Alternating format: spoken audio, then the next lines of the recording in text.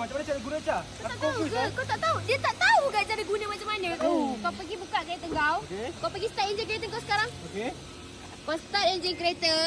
Lepas tu kau buka aircon full volume blower. Buka Buka full volume blower. Okey dah. Okey. Lepas tu kau nampak tak sini? Okey. Kau goncang dulu. Goncang. Okey. Kau tekan bateri sini sampai dia keluar semburan. Okey. Lepas tu kau dah tutup pintu. Oh, tutup pintu Cak, tutup tingkat Cak. Tutup pintu. Lepas tu biar 15 minit. Oh, apa ni macam guru harus hidup kau ni 15 minit? Lepas 15 minit, boleh vacuum kereta macam biasa. Oh. Tak ada masalah.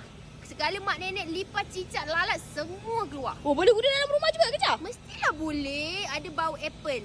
Nak lagi jimat, 160 kan? Kalau ambil 2 pun 60 juga. Cuba tengok dekat beg kulit dapat harga berapa. Ambil combo 2, combo 3, lagi jimat, lagi berbaloi. Ambil terus.